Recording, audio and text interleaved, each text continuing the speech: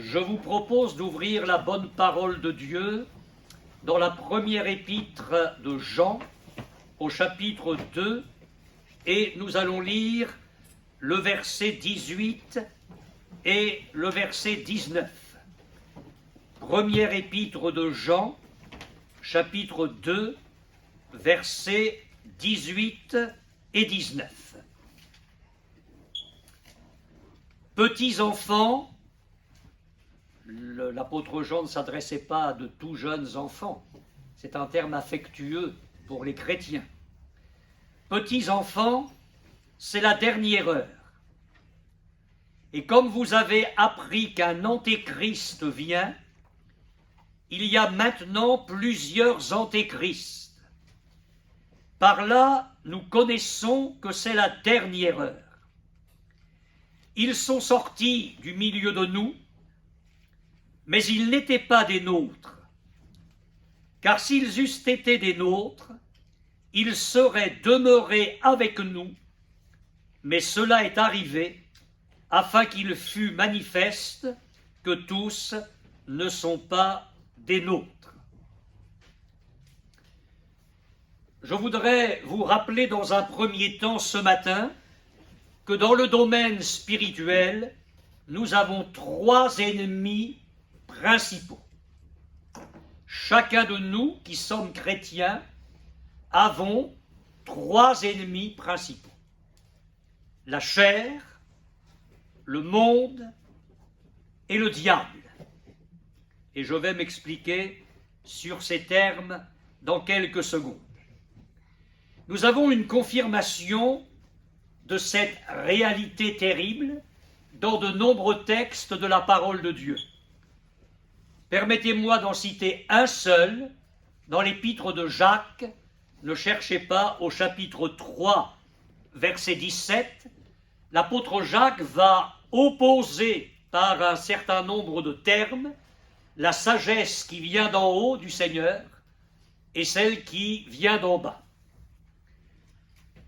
Alors au chapitre 3, verset 17, Jacques écrit « La sagesse d'en haut est premièrement pure, ensuite pacifique, modérée, conciliante, pleine de miséricorde et de bons fruits, exempte de duplicité, d'hypocrisie. » Et puis au verset 14 et 15, donc les versets qui précèdent, il écrit « Si vous avez dans votre cœur un zèle amer et un esprit de dispute, ne vous glorifiez pas et ne mentez pas contre la vérité.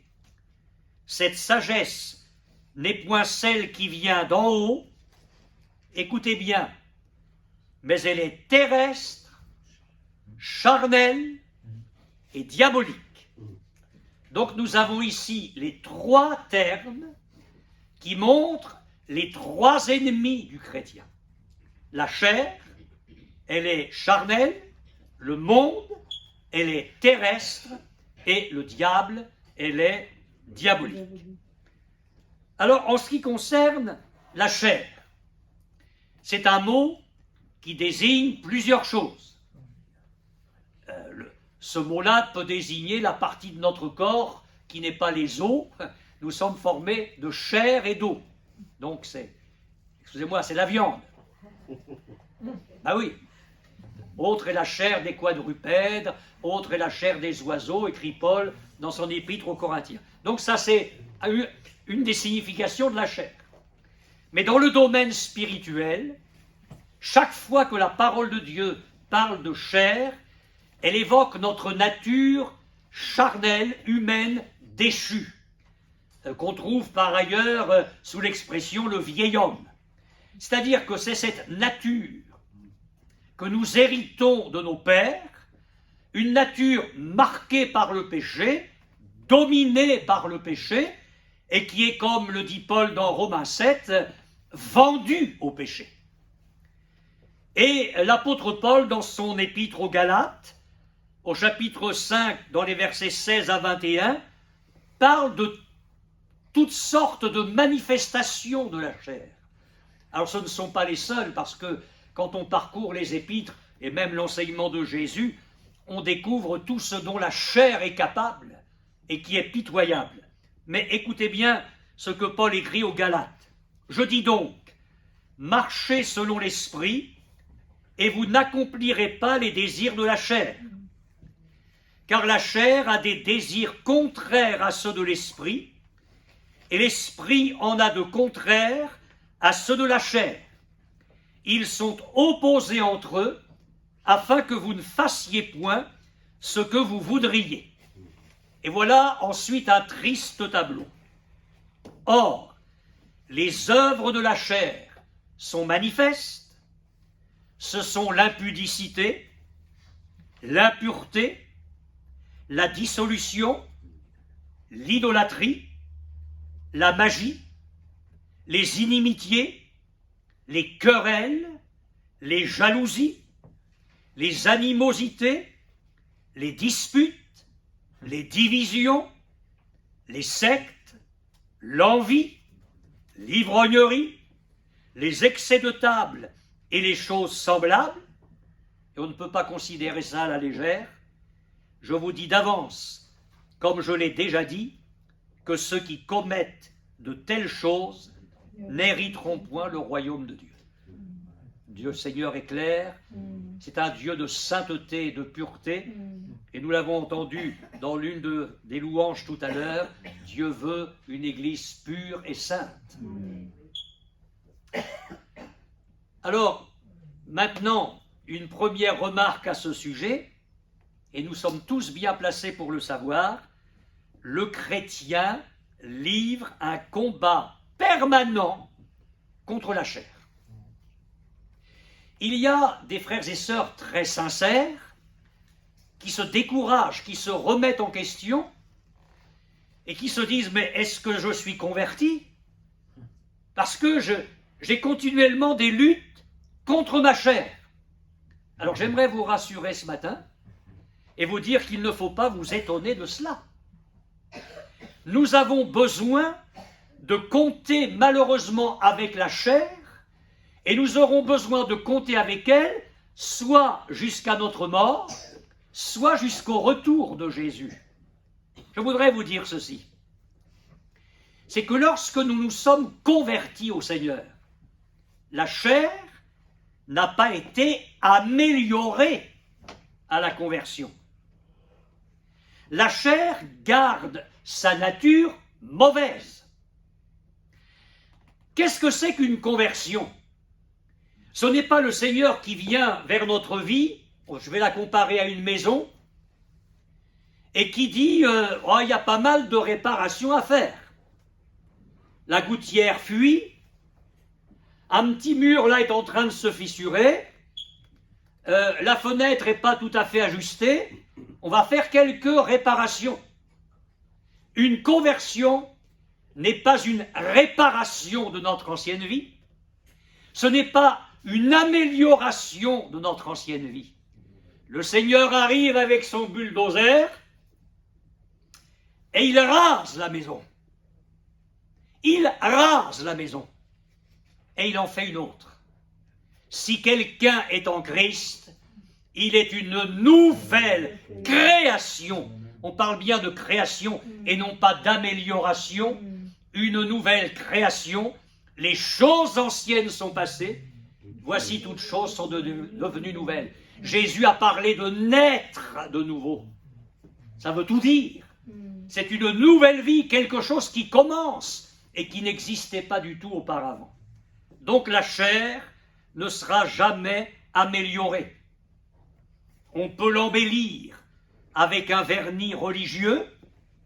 Des gens peuvent avoir une religion qu'on plaque sur la chair pour avoir une vie, semble-t-il, un peu meilleure, mais en fin de compte, la chair se manifestera toujours comme telle. Il est important que nous comprenions cela. Dans la vie d'un chrétien, la chair est toujours bien présente et elle se manifeste comme chair. Alors vous allez me dire, mes frères, où est la victoire ? Eh bien, la seule victoire, je ne vois pas autre chose dans ma Bible, c'est de maintenir la chair crucifiée avec Jésus par la foi. La chair est ce qu'elle est, et si nous voulons vivre selon l'Esprit, la seule chose à faire, c'est de, par la foi, dans une communion intime avec Jésus, maintenir la chair crucifiée. Et c'est ce que l'apôtre Paul écrit dans son épître aux Galates au chapitre 5, verset 24, « Ceux qui sont à Jésus-Christ ont crucifié la chair avec ses passions et avec ses désirs. » C'est un combat de chaque jour. Nous allons dire aujourd'hui, Seigneur, je veux vivre dans la foi et je veux m'unir à toi dans la foi et je crois que la chair est crucifiée. Amen. Et nous allons passer une bonne nuit. Et demain matin, je vais vous dire ceci, la chair ne demande qu'à une seule chose, c'est redescendre de la croix. C'est chaque jour que nous devons renouveler notre conversion. Je ne suis pas converti une fois pour toutes. Je renouvelle ma conversion chaque matin. Si quelqu'un veut venir après moi, qu'il renonce à lui-même, qu'il se charge chaque jour, qu'il se charge chaque jour de sa croix. Alors je me lève le matin et je dis, Seigneur, aujourd'hui je veux être un vrai disciple. Je me charge de ma croix. J'accepte de vivre dans la foi au Seigneur Jésus pour que ma chair demeure crucifiée. Et s'il nous arrive de trébucher, j'y viendrai tout à l'heure, ne nous décourageons pas, le Seigneur est celui qui pardonne et qui relève. Mais je voulais vous dire ça pour que vous ne vous découragiez pas, vous avez des luttes avec votre chair, c'est normal. Et je vais vous encourager, vous en aurez toute votre vie. C'est un combat, la vie chrétienne est un combat, ce n'est pas une partie de plaisir. Nous sommes dans une arène et nous sommes appelés à être des soldats de Jésus-Christ. Notre victoire est donc dans notre union avec Jésus, dans une communion intime et profonde avec lui. Ne cherchez pas, je vais vous lire les textes, mais dans la première épître de Jean, l'apôtre écrit au chapitre 3, versets 5 et 6 et le verset 9, « Jésus a paru pour ôter les péchés, et il n'y a point en lui de péché. Quiconque demeure en lui ne pêche point. » C'est là le secret de la victoire. Je suis dans le Christ, j'entretiens ma relation intime avec Jésus, ma communion avec lui, alors ce qu'il est, il me le communique. Le Saint-Esprit prend de ce qui est à Jésus et il me le communique. Quiconque demeure en lui ne pêche point. Quiconque pêche ne l'a pas vu et ne l'a pas connu. Et un petit peu plus loin, l'apôtre écrit, quiconque est né de Dieu ne pratique pas le péché. Et là, si vous avez une conscience encore un petit peu fragile, comme un nouveau-né spirituel, je sais ce que le diable va vous raconter. Bon, ben, t'es pas converti parce que tu pêches. T'es pas un chrétien parce que tu pêches. Écoutez bien, quiconque est né de Dieu, on parle bien du bulldozer qui est venu raser la maison, et une maison nouvelle qui a été construite, quiconque est né de Dieu ne pratique pas le péché. C'est-à-dire que celui qui n'est pas converti, qui n'est pas chrétien, il pratique le péché. Il est dedans jusqu'au cou. Le chrétien, malheureusement, il peut lui arriver de pécher, mais ce n'est pas une pratique. C'est un accident de parcours. Il est certain que celui qui est né de Dieu ne pratique pas le péché. Il en est délivré. Ça ne veut pas dire qu'il ne pêche jamais, malheureusement. Mais quand il pêche, il y a le recours de venir au Seigneur et de lui demander sa grâce, de lui demander pardon. Ce n'est pas un encouragement à pécher, je pêche puis après je demande pardon. Non, c'est quand il nous arrive de broncher, de trébucher, eh bien dans ces moments-là, ne remettons pas notre conversion en cause. Nous sommes des chrétiens. Celui qui est né de Dieu ne pratique pas le péché. Et la parole de Dieu est claire. Écoutez bien, la fin, c'est magnifique. Et il ne peut pas pécher parce qu'il est né de Dieu. C'est magnifique. Et il faut que nous le croyions de tout notre cœur. Voilà pour le premier ennemi. Le second, c'est le monde. Alors là, aussi, le monde a plusieurs sens dans la Bible. C'est l'univers, c'est l'univers, c'est les gens. Ah ben, il y avait du monde dans le magasin ce matin. Ça ne veut pas dire que l'univers était dans le magasin, on parle des gens.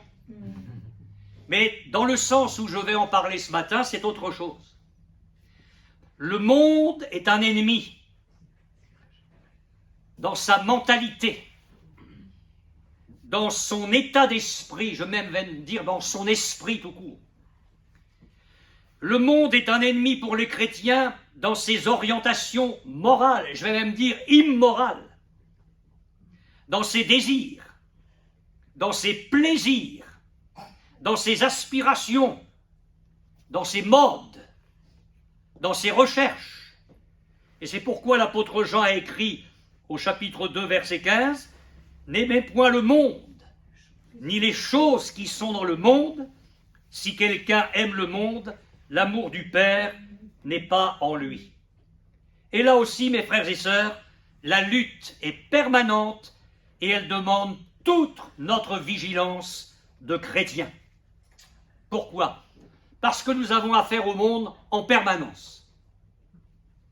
Dans notre environnement familial, par exemple, pour certains, avec un mari inconverti, avec une épouse inconvertie, avec des parents inconvertis, avec des enfants inconvertis. Nous avons affaire au monde, dans le sens où j'en parle maintenant, dans notre environnement professionnel, et vous en savez quelque chose. Vous arrivez au bureau, et vous avez affaire à des gens qui sont baignés dans la saleté, dans l'immoralité, et on en a parlé dans nos réunions de prière récemment, dans le satanisme. On est là, confrontés au monde. Je me souviens de cette sœur à Rouen, qui travaillait à la préfecture, était secrétaire, et elle m'a dit un jour, mais dans notre service, là où on est, mais la moitié de mes collègues trompent leur conjoint. Le monde dans sa pourriture. Sommes agressés par les publicités, qu'on le veuille ou non, ça nous arrive, par les affiches, par toutes sortes de moyens, par la radio, par la télévision. Tant que nous serons dans le monde, nous aurons besoin de lutter avec persévérance et détermination. Le monde est un ennemi. Le diable, c'est le troisième ennemi. Est-ce qu'il vaut la peine de donner de grandes explications à ce sujet? Je pense qu'il n'est pas nécessaire de s'étendre sur ce point-là. Je voudrais seulement souligner un point.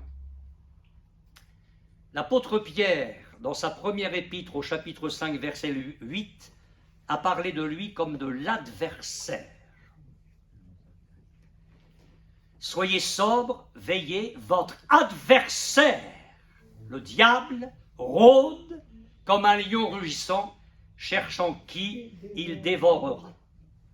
Et le mot grec, traduit par adversaire, je vous fais cadeau du mot grec, signifie exactement ennemi, partie adverse, adversaire dans un procès.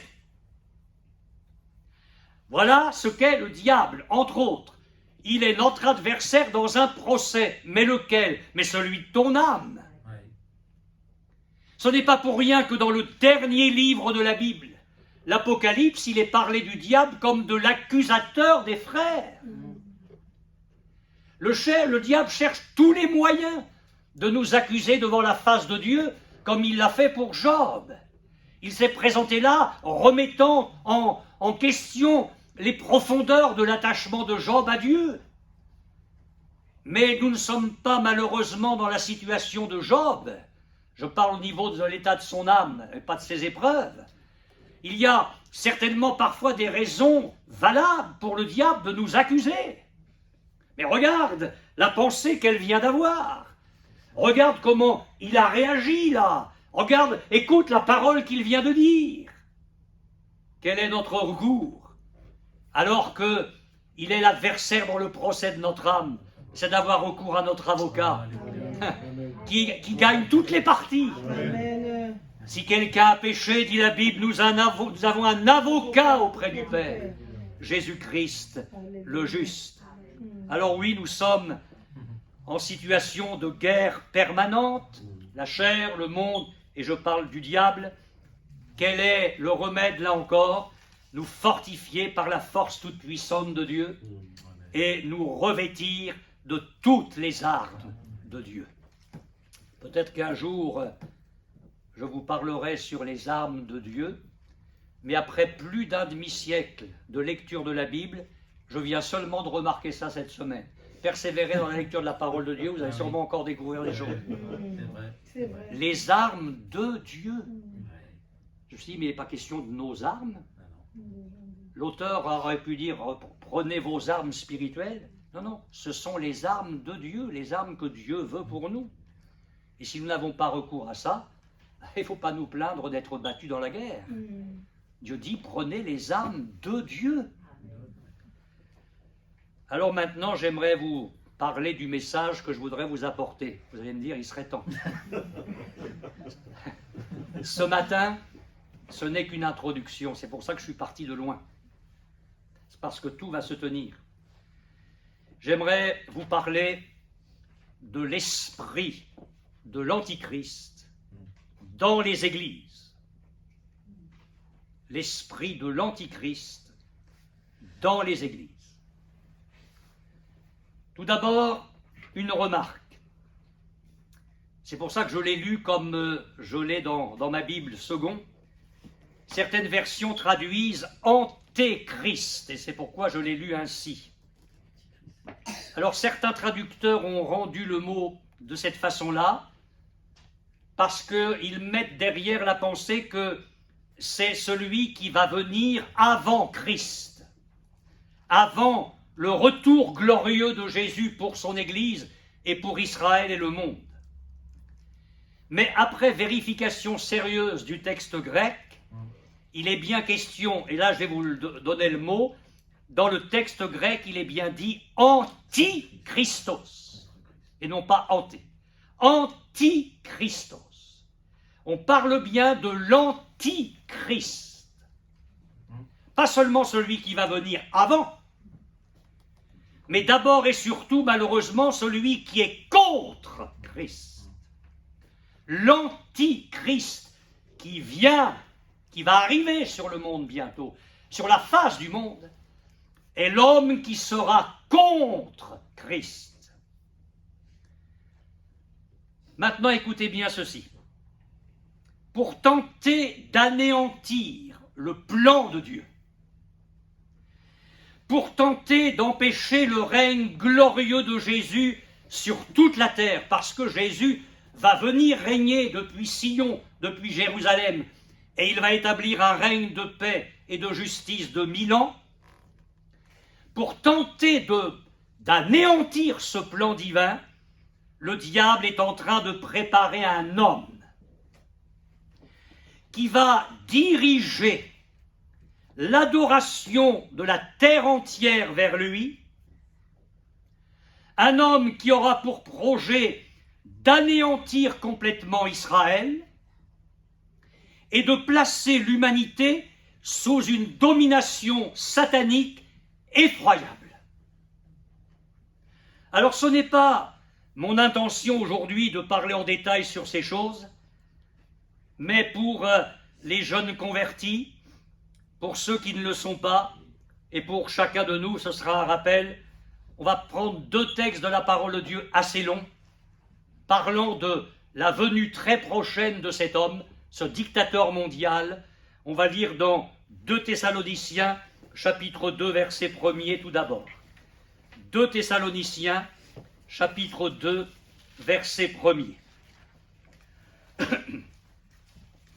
Pour ce qui concerne l'avènement de notre Seigneur Jésus-Christ et notre réunion avec lui, nous vous prions, frères, de ne pas vous laisser facilement ébranler dans votre bon sens et de ne pas vous laisser troubler, soit par quelque inspiration, soit par quelques paroles ou par quelques lettres qu'on dirait venir de nous, comme si le jour du Seigneur était déjà là. Que personne ne vous séduise d'aucune manière, car il faut que l'apostasie soit arrivée auparavant. Et regardez comment le Saint-Esprit parle de l'homme qui arrive. et qu'on ait vu paraître l'homme du péché, le fils de la perdition, l'adversaire qui s'élève au-dessus de tout ce qu'on appelle Dieu ou de ce qu'on adore, jusqu'à s'asseoir dans le temple de Dieu, se proclamant lui-même Dieu.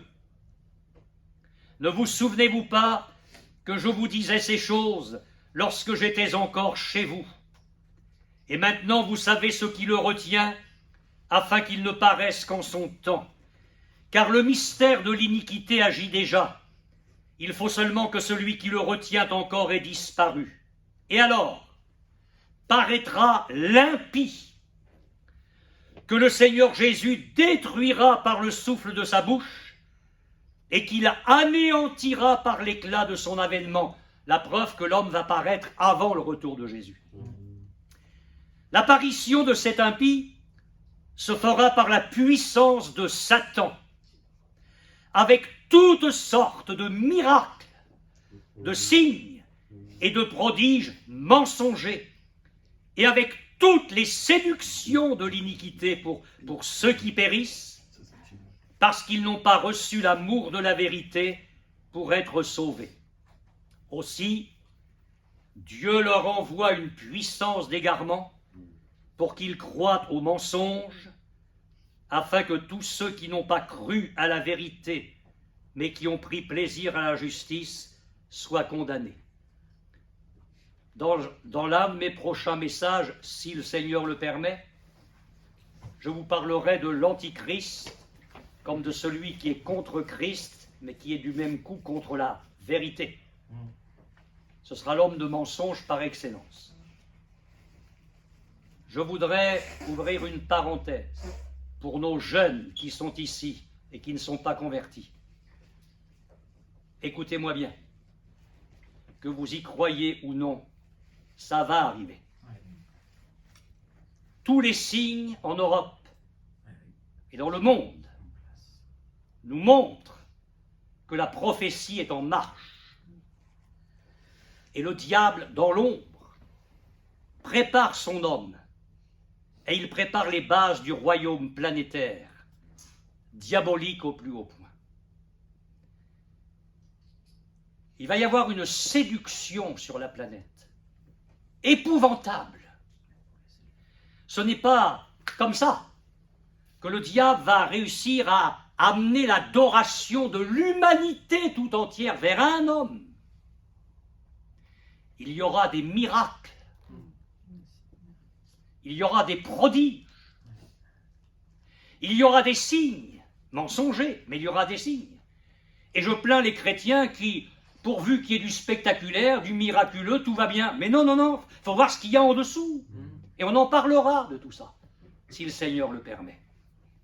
Mais j'aimerais vous dire ceci à vous les jeunes qui m'écoutez. Si vous avez du bon sens, on ne parle même pas de vie spirituelle ici, on parle de bon sens, et que vous compreniez qu'avec Jésus, on est sur le chemin de la vérité. Il faut que vous m'expliquiez, si vous voulez, on en parle après le culte, il faut que vous m'expliquiez pourquoi vous ne voulez pas venir à Jésus. Ça, il faut que vous me l'expliquiez. Pourquoi vous tardez tant à donner votre vie à Jésus? Je ne parle pas du baptême. Ça, le baptême, c'est l'aboutissement de la conversion. On parle de conversion, on parle de venir à Jésus. Je ne parle pas de baptême, le baptême, on en parle après. Parce que c'est sérieux, les temps sont très courts, très très courts. L'homme arrive et il va baptiser la terre entière dans le mensonge. Et ce qui me fait frémir, et c'est pourquoi j'espère que les jeunes qui sont là aiment la vérité, parce que j'ai lu dans ce texte que Dieu va envoyer sur ceux qui n'ont pas aimé la vérité pour ne pas croire dans cette vérité, Dieu va leur envoyer, Dieu, pas le diable, Dieu va leur envoyer une puissance d'égarement. D'arbitre traduit une énergie d'erreur. Une énergie d'erreur pour qu'ils croient au mensonge. Alors, vous vous écouterez, vous n'écouterez pas. Mais un jour, le Seigneur vous rappellera à Bourguébu ce fameux culte d'un début de février 2023 où il vous a montré la route, où il vous a tendu la main. Et je vais reprendre les paroles de Paul. Les jeunes qui m'écoutez, je vous en supplie, au nom de Jésus-Christ, soyez réconciliés avec Dieu. Vous ne devriez pas, si vous avez un minimum de bon sens, vous ne devriez pas quitter ce culte sans dire à Jésus, je cesse mes résistances, je me donne à toi, je me convertis ce matin. Je ne veux pas vivre comme les jeunes qui m'entourent à la fac, au lycée ou ailleurs. Seigneur, tu me parles ce matin. Je ne veux pas tomber sous un jugement où cette fois c'est même toi qui m'enverras une énergie d'erreur pour que je croie au mensonge. Seigneur, sauve-moi ce matin. Alléluia. J'en ai terminé avec cette parenthèse. Alors je voudrais vous dire ceci. L'Antichrist est appelé dans le texte que je viens de vous lire l'adversaire. L'adversaire qui s'élève au-dessus de tout ce qu'on appelle Dieu. Alors je me suis dit, tiens, il faut qu'on aille voir, savoir si c'est le même mot que pour le diable. C'est pas le même. C'est pas le même. Le mot employé ici signifie être situé en face d'eux, s'opposer à, résister à l'ennemi, le mauvais esprit. Et la version d'Arby est très fidèle au texte original, je pense que c'est celle qui est le plus près du texte, je vous la lis. Le fils de la perdition qui s'oppose, dans le sens de se révolter, qui s'oppose et s'élève contre tout ce qui est appelé Dieu ou qui est un objet de vénération, en sorte que lui-même s'assiera au temple de Dieu. Donc il ne va pas s'attaquer au christianisme seulement, il va s'asseoir sur une grande Babel religieuse, une nouvelle religion, dirigée, orchestrée par lui, parce que tout ce qui s'appelle Dieu, il va le raser, il va s'opposer à tout ce qui est Dieu, tout ce qui peut être divinité, objet de vénération parmi les peuples, et il va dire, Dieu c'est moi. Et la terre va accepter ça, parce qu'elle va être baptisée dans un courant satanique épouvantable. Nous allons lire le second texte où il est beaucoup parlé de lui, dans l'Apocalypse au chapitre 13. Apocalypse, chapitre 13, verset 1er.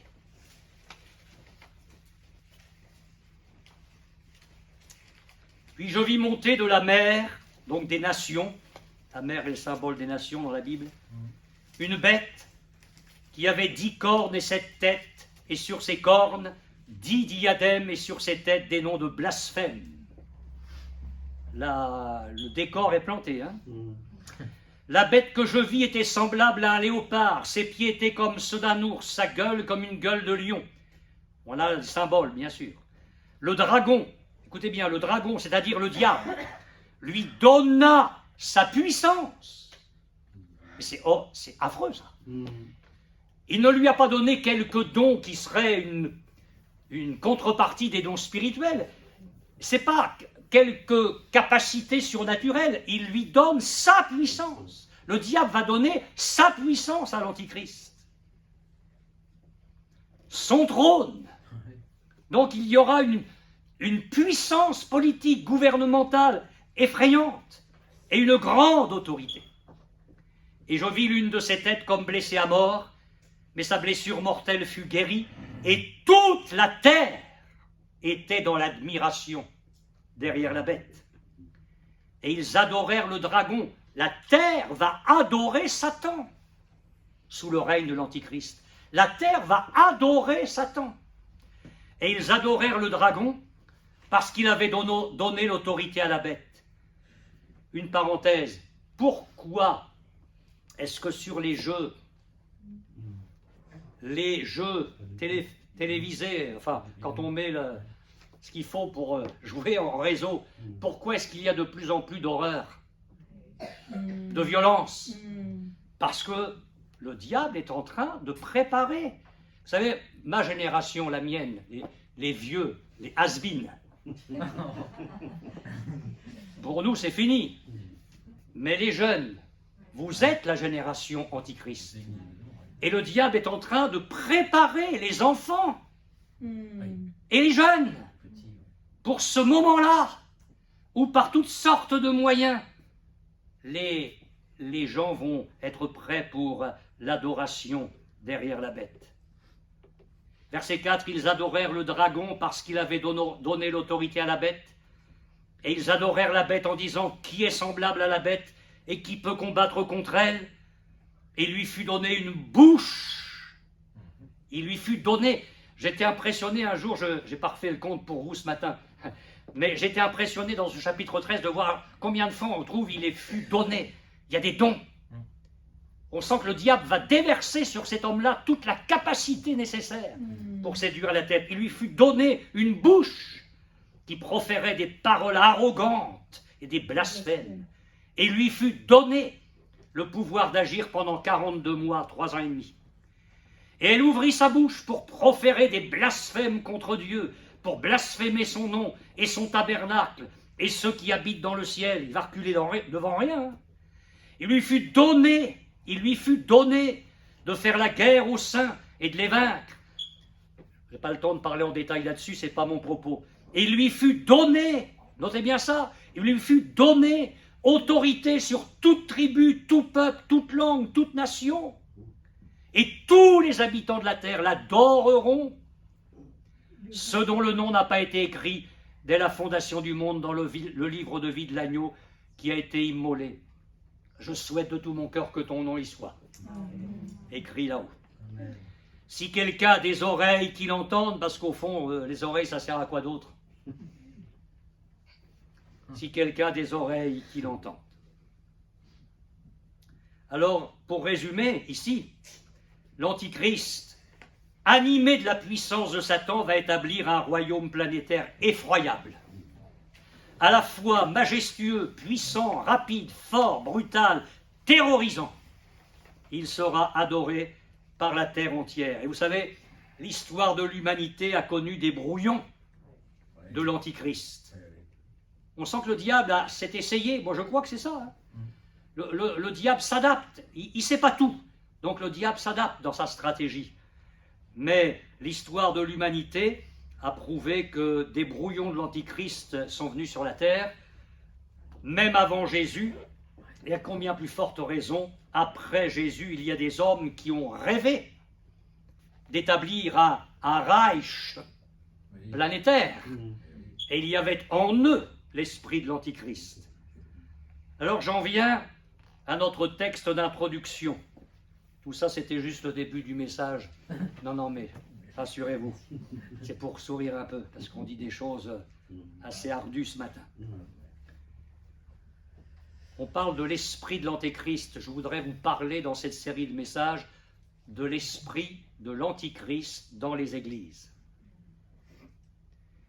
Nous aurions tort, et je vous demande de bien me suivre, nous aurions tort d'enfermer notre interprétation de l'Antichrist à un homme particulier qui va se révéler juste avant le retour en gloire de Jésus. C'est exact, je ne vais pas me contredire tout ce que je viens de vous dire, c'est exact, il y a un homme qui arrive. Mais limiter l'Antichrist et l'esprit de l'Antichrist à ça, c'est vraiment incomplet. En effet, la parole de Dieu fait allusion à plusieurs antichrists. Vous vous rappelez du verset qu'on a lu pour introduire le message? Il y a maintenant plusieurs antichrists. Il y a maintenant plusieurs. Non pas les uns après les autres, chronologiquement dans l'histoire de l'Église et du monde. Mais il y a maintenant, en même temps, plusieurs antichrists. La parole de Dieu fait donc allusion à l'esprit de l'Antichrist, et pas seulement à l'homme, mais à l'esprit de l'Antichrist. On va lire, ce n'est pas notre habitude, mais c'est très important que vous lisiez avec moi ces textes, dans la première épître de Jean, au chapitre 4, verset 1er. Bien-aimés, n'ajoutez pas foi à tout esprit, mais éprouvez les esprits pour savoir s'ils sont de Dieu. Car plusieurs faux prophètes sont venus dans le monde. Reconnaissez à ceci l'Esprit de Dieu. Tout esprit qui confesse Jésus-Christ venu en chair est de Dieu. Et tout esprit qui ne confesse pas Jésus n'est pas de Dieu. C'est celui, alors je vais le lire maintenant comme il faut le lire, c'est celui de l'Antichrist dont vous avez appris la venue et qui maintenant est déjà dans le monde. C'est presque une phrase contradictoire, ça. S'il est à venir, c'est qu'il n'est pas dans le monde. Et s'il est dans le monde, c'est qu'il n'est pas à venir. Est-ce que nous voulons comprendre ce que dit l'Esprit de Dieu ici? On a appris la venue de l'Antéchrist, il va venir, mais il est déjà dans le monde, c'est-à-dire que son esprit est déjà à l'œuvre. Avant que l'homme arrive pour cristalliser autour de lui tout le système planétaire diabolique, l'esprit est déjà là.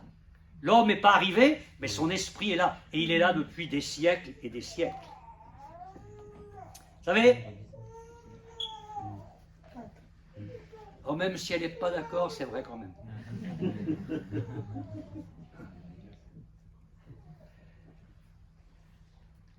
Je crois, parce que la Bible malheureusement me demande de le croire, je crois qu'il y a un esprit, un souffle, un courant qui s'est manifesté dans le monde depuis la venue de Jésus et qui lutte contre lui. Et par voie de conséquence, qui lutte contre son peuple, qui est l'Église. Et l'esprit de l'Antichrist est tout simplement l'esprit qui est anti-Christ, c'est-à-dire qui est contre Jésus, contre sa nature divine, contre ses pensées, contre ses sentiments, contre son enseignement. Je termine avec ces petites remarques qui sont, pour moi, le fait d'effleurer les messages qui arriveront dans les dimanches prochains, si Dieu le permet. On parlera de l'esprit de l'Antichrist dans les églises. Pendant longtemps, des dizaines d'années, j'ai prêché que la chair et le monde étaient dans les églises. Mais ça, c'est une évidence. Qui peut nier ça, on a à combattre contre ça. Mais aujourd'hui, je n'hésite pas à aller plus loin en affirmant que l'esprit de l'Antichrist est dans les églises. Et peut-être certains me diront, Monsieur Vallière, vous allez vraiment trop loin. Mais permettez-moi de vous dire que l'esprit de l'Antichrist était dans les églises du 1er siècle. Qu'est-ce qu'on a lu tout à l'heure dans 1 Jean 2,19 ? Ils sont sortis du milieu de nous, mais ils n'étaient pas des nôtres. Car s'ils avaient été des nôtres, ils seraient demeurés avec nous. Si l'esprit de l'Antichrist était dans les églises du 1er siècle, alors qu'en est-il aujourd'hui? Qu'en est-il aujourd'hui? Vous me permettez une remarque encore? Ou la fin vous oblige à partir bientôt? Non, quelques remarques rapides. Voilà ce que Paul écrit dans sa première lettre à Timothée.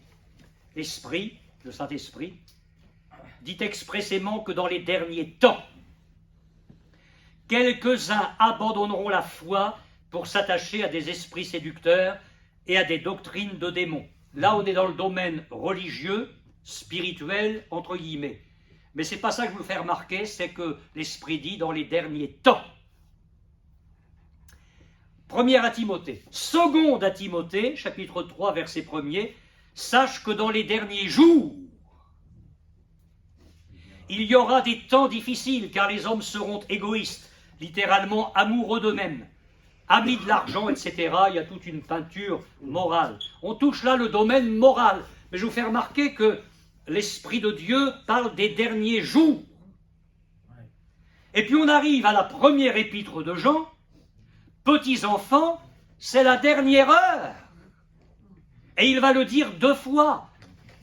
Vous avez appris qu'un antichrist vient. Dernier temps, dernier jour, dernière heure. Qu'est-ce à dire? Que les apôtres, les premiers chrétiens croyaient que Jésus allait revenir aussitôt? C'est probable, mais ce n'est pas l'interprétation à donner. Parce que ce ne sont pas les chrétiens qui ont écrit ça, c'est le Saint-Esprit. Et quand il a écrit « c'est la dernière heure », il savait bien qu'il y aurait encore 20 siècles. Qu'est-ce que l'Esprit de Dieu veut nous faire sentir ici? Dernier temps, dernier jour, dernière heure, attention, ça peut arriver n'importe quand. C'est ça qu'il veut nous dire. Ça peut arriver n'importe quand.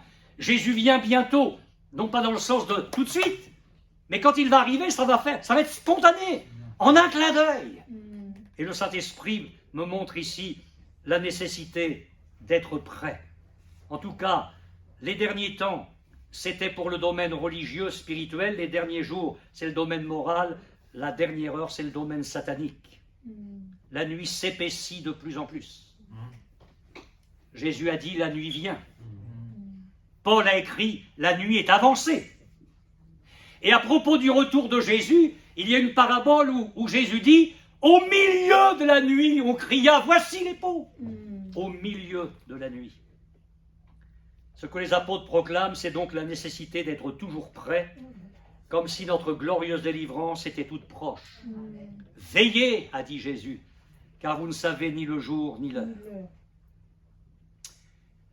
Je me suis dit quand même, l'esprit de l'Antichrist était présent dans les églises du 1er siècle, malgré le ministère puissant des apôtres, et malgré leur enseignement fidèle à Christ.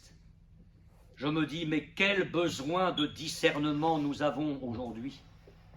Quel besoin de discernement et quelle grande vigilance nous devons manifester pour tenir debout. Alors dans mes prochains messages, si Dieu le permet, je vous montrerai qui étaient autrefois ces antichrists. Qui sont aujourd'hui dans nos églises ces antichrists et comment leur esprit se manifeste au milieu des croyants. Et cette fois, je conclus. Combien de temps va durer cette fameuse dernière heure? Nous l'ignorons. Et nous ne devons pas chercher à le savoir. Jésus a dit, veillez, priez, parce que vous ne savez ni le jour ni l'heure. Quand Jésus a parlé de la venue du Saint-Esprit, aussitôt, les disciples, certainement, qui cherchaient quel ministère Jésus allait leur distribuer, ministère des Finances, relations aux affaires étrangères, je ne sais pas trop. Ah oui, parce qu'ils attendaient le règne terrestre, hein. Il ne faut pas se leurrer, hein. Jésus leur avait promis 12 trônes. Ils se sont dit, bon, le moment va bientôt arriver. Jésus leur a dit, ce n'est pas à vous de connaître les temps ou les moments que le Père a fixé de sa propre autorité. Laissons ça aux sectes, qui sont en train de réviser leur calendrier tout le temps. Mais on sait bien que ça ne sert à rien de fixer des dates, on ne peut pas savoir. Par contre, ce qu'il faut savoir, c'est si on est prêt. Et c'est ça que le Seigneur veut nous dire. En tout cas, ce qui est certain, mes frères et sœurs, c'est que les signes avant-coureurs de la fin se multiplient. Et bientôt, peut-être, je vous le dis comme un avertissement pour vous et pour moi, bientôt peut-être personne ne pourra plus réparer ses négligences. Ça sera trop tard. Et à un moment donné, ça va être trop tard. Ouvre-nous! Je ne vous ai jamais connu. Vous pouvez être là le mercredi, soyez-y. Mais pas en vous traînant. Les prochaines réunions de prière, mes frères et sœurs, ça doit être des combats. Le soldat, il ne va pas à l'ennemi avec une petite pâquerette, tiens, ça va l'apaiser. Quand nous sommes à genoux le mercredi soir, il faut que ce soit un combat. Nous avons un adversaire. Quelqu'un qui se dresse là dans le procès de l'Église et de notre âme. Il va falloir être extrêmement vigoureux. Je ne sais pas où sont mes notes, j'en ai plus besoin. Il faut que nous ayons une grande résolution dans le cœur de livrer le combat de Dieu. Avons-nous des choses à réparer dans notre vie? On a chanté tout à l'heure, nous sommes un dans un lien d'amour. C'est vrai, potentiellement, c'est vrai. Est-ce que c'est toujours vrai?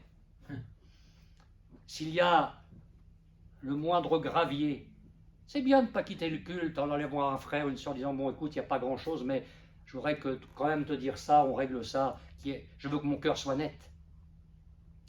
Le moment est venu d'écouter attentivement l'avertissement de la parole de Dieu. Rachetez le temps. Rachetez le temps, car les jours sont mauvais. Présentement, la patience de Dieu laisse libre cours aux événements. Dieu laisse faire, enfin, il contrôle, hein, mais il laisse libre cours aux événements de ce monde. Mais présentement aussi, la grâce de Dieu soutient les fidèles dans leur détresse. Dieu vous tient, mon frère, dans sa main. Dieu vous tient, ma sœur, dans sa main. Il nous tient dans sa main et il a la puissance de nous garder debout, quel que soit le temps qui est devant nous et quel que soit ce qu'on va encore voir peut-être jusqu'au retour de Jésus. Mais on peut être assuré qu'on va tenir debout, non pas par nous-mêmes, mais par la grâce de Dieu, par le berger qui nous tient dans sa main. Parce que lui, il est le Christ, la vérité, le chemin, la vérité et la vie. À lui soit toute la gloire. Amen, amen.